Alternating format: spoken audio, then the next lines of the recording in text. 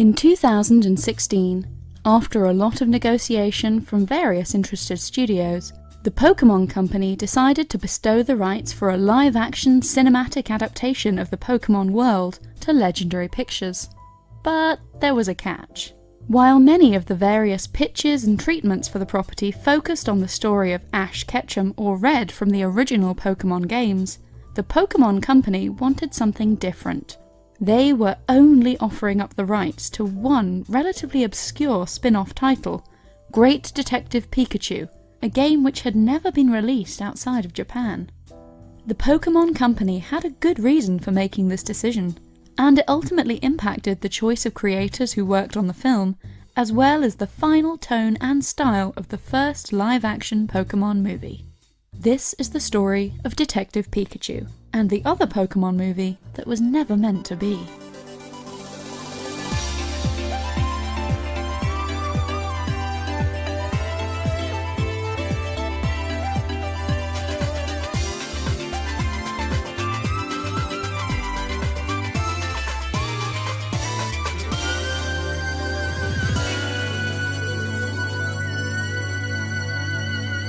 There were a lot of people vying for the rights to Pokemon in 2016.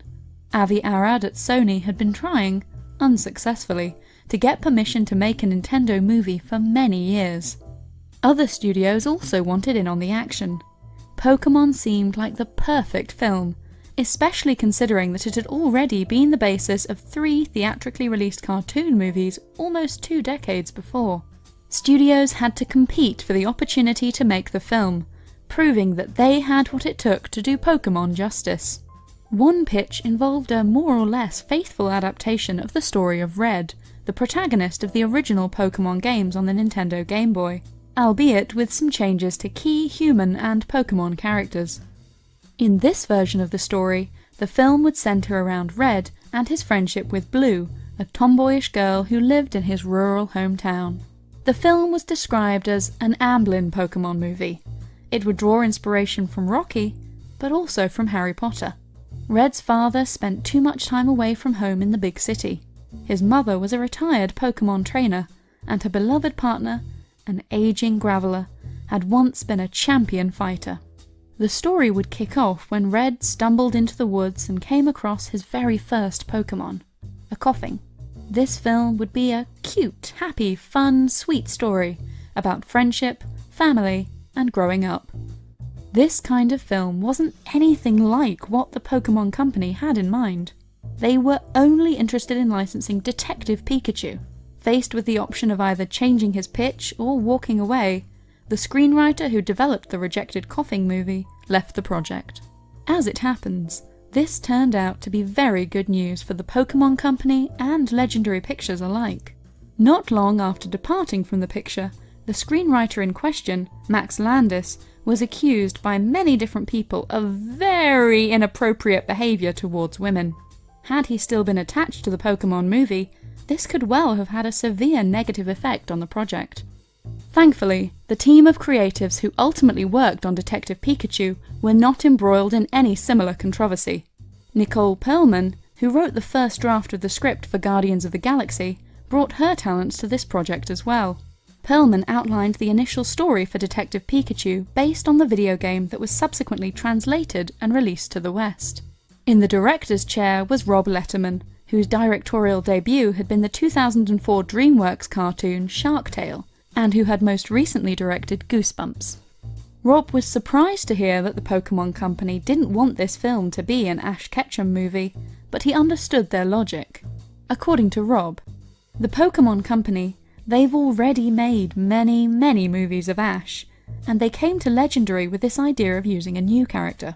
So when I came on board, I was pitched this character of Detective Pikachu, and I fell in love with the story behind it. It's a really great story. It was something with a lot of heart, and it was just very unique. And because there's already been so much work done with Ash, for the first live-action movie, I thought it was a really good idea to try something new with a new character, but bake it into the universe of Pokemon. So it still follows all the rules, and we get to see a lot of our favourite things. Indeed, Rob was actually very intrigued by the idea of making a Pokemon detective film. As he read through the translated script for the Detective Pikachu game, he couldn't help but think of a movie he'd been watching recently, David Fincher's Seven.